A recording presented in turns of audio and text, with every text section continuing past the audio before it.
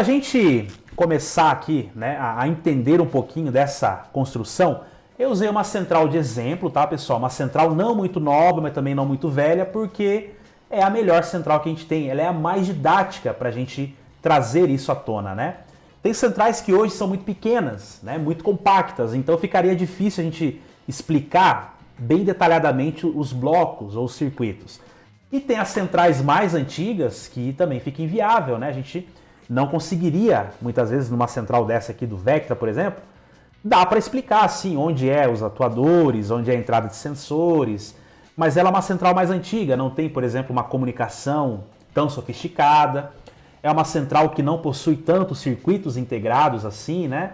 Então é uma central mais velhinha, mas a gente consegue também fazer o mapeamento, consegue entender como isso aqui funciona.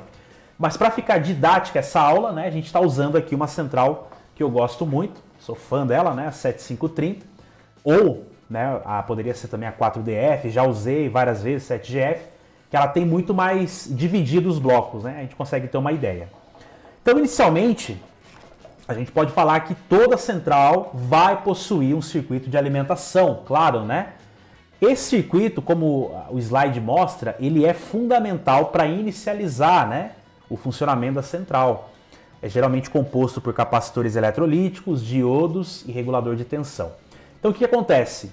A alimentação ela chega do bocal de forma completamente variada, né? O alternador se encarrega de trabalhar aqui ou de enviar essa alimentação e ela tende a passar por um circuito, né? Inicialmente esse circuito ele precisa ser um circuito protetor, tá? Circuito protetor porque qualquer tipo de problema que houver nessa alimentação, picos de tensão, inversões de polaridade, né? Possivelmente pode acontecer, ela tem que de alguma forma ser protegida, os componentes mais sensíveis, né? Quem faz essa proteção, sabemos bem, quem está um pouquinho mais familiarizado com a eletrônica, sabe que quem faz essa proteção específica está aqui, ó. A gente chama essa peça de diodo, tá? E qual que é a função de um diodo? Muitos podem perguntar, aqueles que não estão tão familiarizados, né? Bom, diodo tem a função de proteger um circuito, porque ele permite a passagem da corrente elétrica por um sentido, mas ele bloqueia essa corrente elétrica se vier no sentido oposto.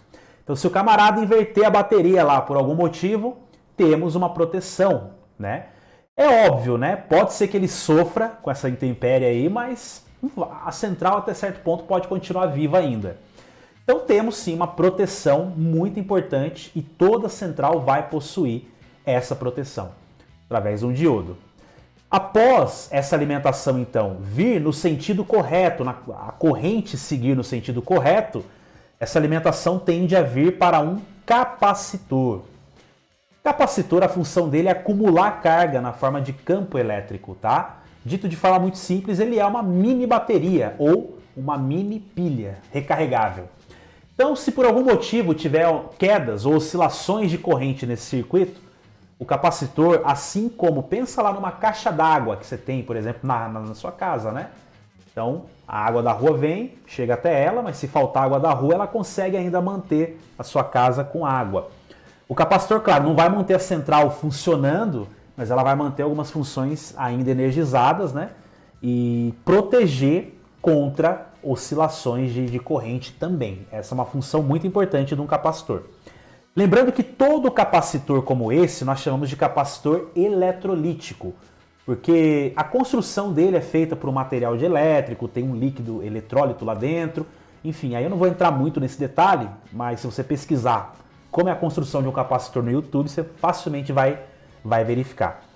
E a forma da gente medir essa peça é usando um capacímetro ou usando um multímetro que tenha um valor de capacitância muito bom, né? Difícil hoje ter um multímetro com range grande no caso de capacitância, né? Mas aqui é uma peça importante no circuito, né? Detalhe importante, um capacitor desse nunca estará ligado em série a essa alimentação. O que é uma ligação em série, Luciano? Bom, basicamente é como que se houvesse uma interrupção. Imagina que a trilha vem, segue, e uma ligação em série seria uma interrupção na trilha, e como se abrisse mesmo uma ponte ali, e no meio dessa ligação ou dessa ponte que foi aberta, eu coloco o capacitor. Então, um capacitor dessa família aqui não é ligado dessa forma, né? Ele sempre é ligado em paralelo, ou seja, uma das extremidades do capacitor estará na linha de alimentação positiva. Já a outra extremidade de um capacitor desse estará numa linha negativa, no GND. Diferente desse diodo aqui, que é um diodo de proteção. Então, o diodo de proteção ele tem que estar no meio do circuito, no meio da entrada da alimentação. Não tem como a gente proteger um circuito colocando um diodo em paralelo. Ele precisa estar ligado em série. Mas o capacitor, para fazer a função de acumular cargas, né, e de também conseguir depois distribuir essa carga, proteger contra oscilações de corrente, claramente ele precisa estar em paralelo. Um capacitor nunca, em hipótese alguma, deverá fechar um curto contínuo se você estiver testando em continuidade. Testes de continuidade, né, com o multímetro, não vai dar para ver muito bem, mas é aquele famoso teste do BIP, né? Ó, esse apito aqui, né? Então, se eu for aqui, por exemplo, no meu módulo, aqui, ó, e fazer um teste rápido. Deixa eu tirar aqui o conector, porque óbvio que eu preciso estar com a central desplugada aqui, né? Para fazer esse teste. Então aqui, ó. Estão vendo bem aí? Legal, tô acompanhando ali, ó. Então um capacitor, ó, dificilmente ele vai fechar curto aqui, né? Dificilmente ele vai ficar bipando. Se acontecer dele ficar contínuo, obviamente nós temos um problema, né? E aí esse problema pode ser um capacitor, sim, mas pode ser algum outro componente em que o capacitor está ligado, né? Faz parte de um circuito. Então é muito importante a gente ter essa atenção aí. Capacitor nenhum vai ter continuidade. Pode ser que aconteça do capacitor realmente, momentaneamente, fechar um curto. Mas por que acontece isso? Porque na prática nós estamos carregando, estamos energizando o capacitor. Então no momento que ele está energizando, ele vai sim bipar. Não é todos, mas alguns bipam.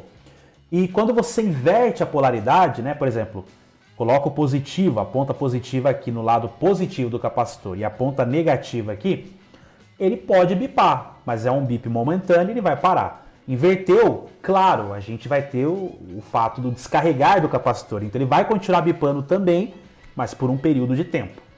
Dá? Certo? Então deu para entender que um capacitor desse em curto, você nem deve colocar essa central para simular ou para testar a alimentação. Já chegou, colocou o multímetro ali, módulo morto, né? Aquele módulo que não funciona, bipou continuamente, tem defeito. Então já para tudo e busca o defeito inicialmente, tá? Bom, depois que essa alimentação então se desloca, passa pelo capacitor, nessa central especificamente, ela vai se deslocar até outro diodo aqui, tá? Esse outro diodo com formato diferente, mas é um diodo também, ele faz uma função muito bacana aqui no circuito, que é o quê? Uma função de estabilizar o nível de tensão. Mas como assim, Luciano? O que ele faz, na verdade?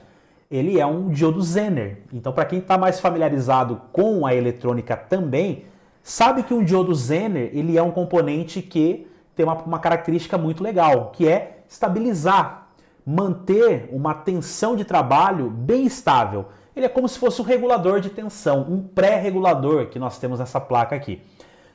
Então, a alimentação ela vai chegar, vai ser deslocada, né? Continuar o circuito aqui e vai passar no capacitor, tá? Ou desculpa, no diodo. No lado negativo dele, no lado da faixa que a gente vê aqui. Por quê? Porque a polarização de um diodo Zener, ela é inversa a um diodo de proteção. Então ele precisa trabalhar inversamente para que ele consiga reduzir ou estabilizar a tensão de forma apropriada, certo? Após isso, após essa etapa toda, é que a central, então, é que a alimentação ela vem para esse circuito integrado aqui, ó, que dá para ver nitidamente que ela entra em dois terminais aqui. Nós chamamos ele de regulador de tensão, porque lembra, Um circuito de alimentação ele é composto por capacitores eletrolíticos, diodos e regulador de tensão, né? Então o regulador de tensão tem uma função vital, importantíssima nesse circuito, que é, como o nome diz, estabilizar essa tensão, reduzir, fazer com que ela então trabalhe com o valor adequado para alimentar os sensores e para alimentar o que a gente chama de parte lógica, ou seja, toda aquela parte específica de processamento. Outra coisa, né? O regulador de tensão, por sua vez, ao receber o estímulo da linha 15, tá? Então, quando entra a linha 15 nele, depois a gente vai mapear essa linha 15, mas ela passa por um circuito, ela passa aqui por baixo, ó, vem para esse resistorzinho e entra nesse ponto aqui, se eu não estou enganado, primeiro, segundo, terceiro pino aqui da esquerda para a direita, daí a gente mapeia certinho amanhã. O que essa alimentação de linha 15 faz? Não é para alimentar o regulador. O regulador já está sendo alimentado, né, com essa tensão de linha 30, que passou pelo diodo, passou pelo capacitor e foi estabilizada no Zener. Então já está recebendo alimentação. Mas para que o regulador ative a função dele de reduzir de 12 para 5, o que vai acontecer? A linha 15 é o estímulo que falta. Então ele vai receber linha 15, 12 volts, padrão, normal, e a partir desse momento a mágica acontece. Então você vai perceber consumo na tua fonte, se ela for aquela fonte assimétrica, né, que mede a amperagem. Você já vai perceber que o módulo começa a esquentar um pouquinho, porque é natural, o regulador ele está liberando, né, tensão e passando por ele tem corrente elétrica passando ali também, né? Mesmo que seja em miliamperes, ele vai ter a tendência de esquentar um pouquinho. Mas se uma coisa nessa linha de 5 volts estiver em curto, aí ele vai esquentar bastante, tá? Aí ele realmente vai torrar o teu dedo dependendo do tipo de curto. Então essa alimentação de linha de 5 volts, né? Ou VCC, que é comumente chamada aqui, ela sai do regulador e aí ela passa em paralelo a outro componente, que é um capacitor também, mas diferente desse, que é um capacitor cilíndrico, né? O tal do eletrolítico, ele passa por um capacitor de tântalo, com a mesma função, tem o mesmo processo, proteger ou estabilizar a linha de 5 volts, né, com uma corrente adequada, né, manter uma estabilidade na linha. Então é um componente que você vai bater o olho e não vai ter como errar, porque ele é amarelo, ele é preto, mas a maioria ele é amarelo. Então você já sabe que esse componente aí é, por assim dizer, aonde vai passar os 5 volts. E vai passar em paralelo, tá? Não é em série também, porque um lado dele está aterrado, então a alimentação passa em paralelo por ele e ó, alimenta tudo que precisa, tá? Vai alimentar os circuitos integrados, vai alimentar esse componente aqui, que é o componente da CAN, né, nesse módulo, vai alimentar, tudo que precisa de 5 volts, inclusive os sensores. Mas tem uma ressalva, os sensores não partem ou não são ramificados na linha de 5 volts que alimenta o módulo, que alimenta o processador, né? Ou a parte lógica. Porque imagina só o fuzuê que é, né? Se você tem os sensores, 5 volts dos sensores, também saindo da mesma parte ou do mesmo local do regulador que alimenta o processador. Bom, já imagina o BO, né? O fuzuê que dá. Se der qualquer problema lá no sensor e nós tivermos um curto-circuito, que é possível, não no sensor, mas no chicote também, né? Podemos ter claramente um módulo morto por conta de um sensor que está lá fora, que não tem nada a ver com o peixe aqui, mas ele mata a parte lógica. E isso já aconteceu comigo, tá? Por incrível que pareça, um Honda Civic daqueles mais antigos, se eu não me engano, não é o New, não, uma versão antes. O módulo dele é um módulo mais simples, então é uma única linha, pelo que eu me lembre, ou 2 linhas somente, que alimenta a maioria dos sensores e alimenta a parte lógica. E por incrível que pareça, tinha um sensor, se eu não me engano, um TPS, isso faz muitos anos atrás, que estava em curto, e aí o módulo não funcionava, não acendia a luz de injeção, não entrava scanner, e o módulo quente, torrando, né? E aí qual que foi a única solução? Foi tirar sensores. Eu já imaginava isso, então comecei a remover, desplugar sensores, né? Quando cheguei lá no bendito sensor de TPS, na hora, né? Acendeu a luz de injeção, demos partida, o carro pegou. Então, Isso é um defeito, um projeto meio inadequado, podemos dizer assim, né? Mas que acontece, né? Que aconteceu comigo. Então hoje, pode ter certeza, tá? Nenhuma central vai parar de funcionar, se for mais moderna, né? Por conta de um defeito em um sensor. Por quê? Na verdade, tudo isso aqui está dividido, né? Então é uma alimentação para a parte lógica e várias saídas, né? Ou várias ramificações que vão daí para a parte de sensores, né? Então é muito legal a gente já entender que isso é uma dinâmica hoje das centrais mais modernas, né? Só que tem uma contrapartida grande. Vamos voltar lá na placa, ó. Qual que é a contrapartida grande aqui, ó? Bom, a gente está percebendo, né, que os sensores saem de outras linhas, né? Então existe aqui várias ramificações que levam a alimentação até o bocal. Só que a alimentação que vem para a parte lógica, ela é ramificada, ela é dividida entre todos os componentes aqui dentro. Então existe um grande problema ao efetivamente fazer um diagnóstico, que é o quê?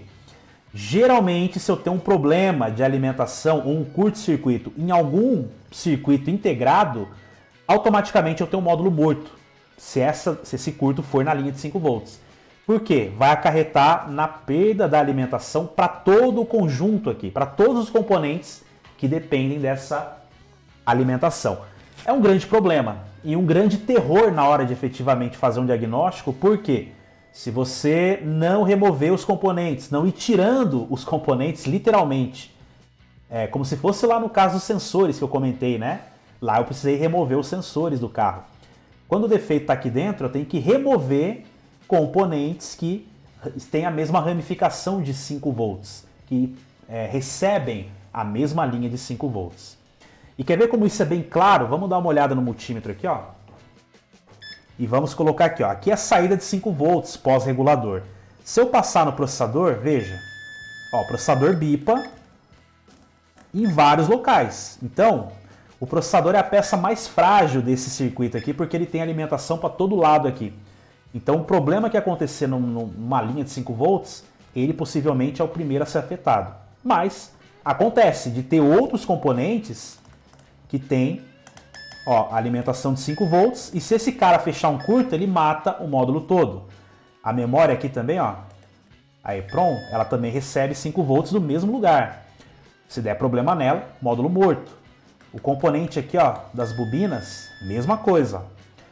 O driver aqui dos bicos, ou relés, enfim, né? Vamos ver, ó, também compartilha do mesmo 5 volts.